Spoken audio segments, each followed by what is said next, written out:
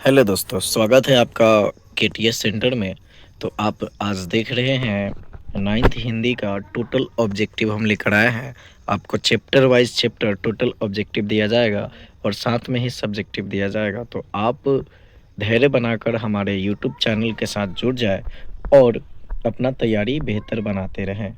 तो आज हम सबसे पहले शिव पूजन सहायक कहानी का प्लॉट को देखते हैं। ये चैप्टर नंबर 1 है और क्लास 9th का है, चैप्टर नंबर 1 है। तो आप आज देखिए, ये क्लास 9th का है और चैप्टर नंबर 1 है, जिसमें से आप पहला क्वेश्चन आपको देखने को मिल गया है। ये चैप्टर नंबर 1 है 9th क्लास का। तो आप देख रहे हैं कि शिव पूजन सहाय का जन्म कब हुआ था। पहला क्वेश्चन है, शिव पूजन सहाय का जन्म कब हुआ था, और हमने आपको नोट्स बनाने के लिए आंसर भी दे रखा है। तो ऑप्शन है 1893, 1993, 1844, 1994। ऑप्शन नंबर जो ए है वही सही है, 1893। ऑप्शन नंबर 1 सही है, 1893। तो आप जो है इसको देखते रहे और अपने साथ बने रहे। 1893 इसका आंसर सही है। दूसरा क्वेश्चन है, शिव पूजन सहाय का जन्म किस जिले में हुआ था। तो ऑप्शन है आरा, बक्सर, पटना, बनारस। तो हमारा सही जवाब होगा बक्सर। हमारा सही जवाब क्या होगा? बक्सर। हमारा सही जवाब होगा बक्सर। क्या होगा? बक्सर। सही जवाब होगा बक्सर। उसके बाद हम नेक्स्ट क्वेश्चन में चलेंगे। तो हमारा तीसरा प्रश्न है, 10वीं की परीक्षा पास करने के बाद उन्होंने कहाँ नौकरी की। तो ऑप्शन है Buxar, Arrah, Banaras, Patna. Option number C सही है, बनारस। ऑप्शन नंबर सी सही है, बनारस। कहाँ है? बनारस। अगला प्रश्न है, बनारस में कौन सा नौकरी कर रहे थे। नकल नवीस, वकील, शिक्षक, इनमें से कोई नहीं। बनारस में शिव पूजन सहाय जी अगर थे तो वहाँ कुछ न कुछ तो कर ही रहे होंगे। तो क्या कर रहे थे, तो यही आपसे पूछा गया है। तो वो नकल नवीस का काम कर रहे थे। क्या कर रहे थे? नकल नवीस का काम कर रहे थे। ऑप्शन नंबर ये सही है। आगे चलते हैं, क्वेश्चन नंबर 5 है, शिव पूजन सहाय की मृत्यु कब हुई थी। ऑप्शन है 1963, 1863, 1964, 1965। तो आप 1963 के साथ जा सकते हैं। 1963 के साथ आप जा सकते हैं। अगला प्रश्न, उनका एकमात्र उपन्यास कौन सा था। देहाती दुनिया, शहरी दुनिया, विदेशी दुनिया, इनमें से कोई नहीं। तो उत्तर होगा देहाती दुनिया। क्या होगा? देहाती दुनिया। तो आप समझ रहे हैं कि 6 प्रश्न अभी तक हो गए हुए हैं और आगे अभी हम पूरा बना के रखे हुए हैं आप लोगों के लिए। तो आप इसी प्रकार से चैनल के साथ बने रहें और किसी प्रकार का परेशानी हो तो आप हमें कमेंट करें। शिव पूजन सहाय की रचना वाली कितने खंडों में थी, यानी कि शिव पूजन सहाय जो रचना किए हैं वो कितने खंडों में किए हैं। तो ऑप्शन है 1, 2, 4, 5। तो ऑप्शन हम सी के साथ चलेंगे, 4 पर। Option C 4। अगला प्रश्न है, इस कहानी में लेखक ने किसका स्थान निर्धारित किया है। कहने का मतलब है इस कहानी में शिव पूजन सहाय द्वारा कहानी जो लिखा गया है वो कहानी का प्लॉट है।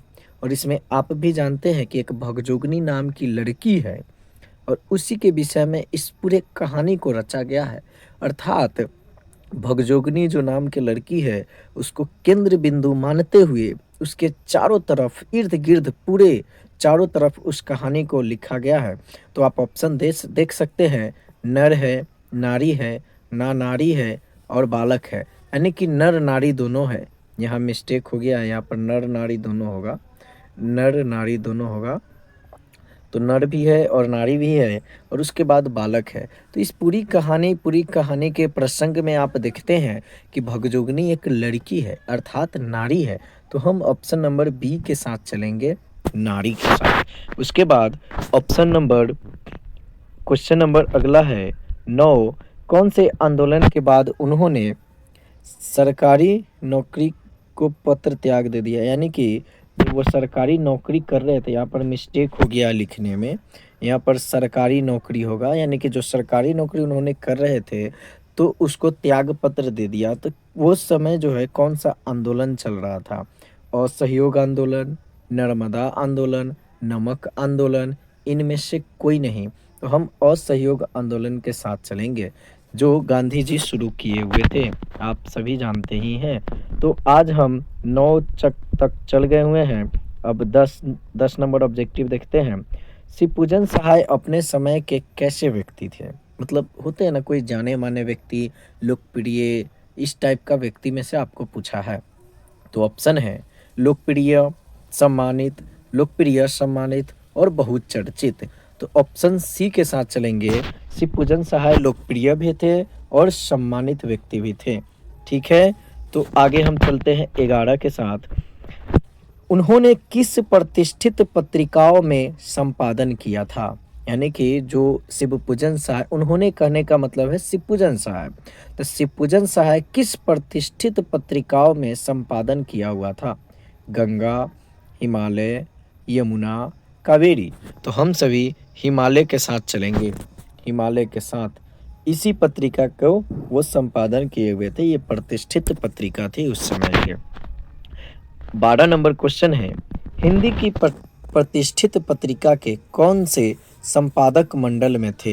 यानी कि जो शिवपूजन सहाय थे वो हिंदी पत्रिका के संपादक मंडल में थे, लेकिन कौन से वो जानना है।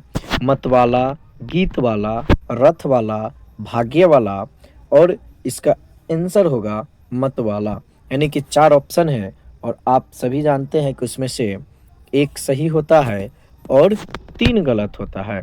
आगे देखते हैं, कौन सी राष्ट्रभाषा परिषद उनकी कल्पना का साकार रूप है? बिहार, ऑप्शन बिहार शरीफ, झारखंड, उड़ीसा।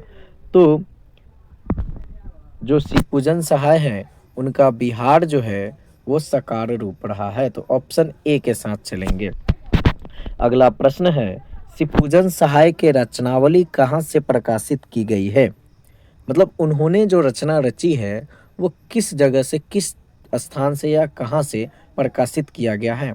ऑप्शन है बनारस, पटना, आरा, बक्सर। तो हम सभी जान रहे हैं कि अभी बिहार की बात हो रही है तो पटना की बात जरूर होगी। तो अगला प्रश्न है 15 नंबर, अपने कौन से बेटे की पत्नी बनने का दुर्भाग्य स्वीकार करती है? मतलब इस पूरे कहानी में, प्रसंग में एक लड़की रहती है भगजुगनी। उस भगजुगनी लड़की के विषय में उस कहानी में जो लिखा गया है उसको बयां करना बहुत ही ज़्यादा मुश्किल होती है। अगर आप सभी को लगे कि इस चैप्टर पर एक वीडियो आना चाहिए तो आप कहेंगे तो इस पूरी कहानी को आपको बताया जाएगा, आपके सामने लाया जाएगा। तो उस कहानी में भगजुगनी रहती है और उसको एक बूढ़े के साथ शादी कर दिया जाता है, जिसका पहले से शादी हुआ रहता है, उसका एक लड़का रहता है। लेकिन बूढ़ा क्या है, वो मर जाता है। तो लास्ट में भगजुगनी जो है पहले से जो उसका पुत्र रहता है उसी से शादी करता है। तो पहले से जो रहता है वो तो सौतेला हो गया और बेटा लगेगा, तो इसीलिए हम सौतेला बेटा के साथ चलेंगे इसमें। ऑप्शन नंबर ए। अगला प्रश्न है आपके साथ 16 नंबर, जिसका आंसर आपको खुद बताना है। इसका आंसर आपको कमेंट में करना है कि कहानी का प्लॉट, पाठ के लेखक कौन है। 16 नंबर प्रश्न है, इसको आपको खुद से करके लाना है कि कहानी का प्लॉट, पाठ के लेखक कौन सा है, और आपको कमेंट करना है कि इसमें से option number A, B, C, D में ए में है शिवपूजन सहाय, बी में है हजारी प्रसाद, सी में विष्णु शर्मा और डी में मोहन सहाय। तो इन चारों में आखिरकार किसने कहानी का प्लॉट लिखा है? तो धन्यवाद। और आप किसी प्रकार का कोई दिक्कत परेशानी हो तो कमेंट करें और चैनल को सब्सक्राइब करें, लाइक करें, और किसी को ज़रूरत हो तो वीडियो को शेयर करें। धन्यवाद। आपका दिन शुभ हो।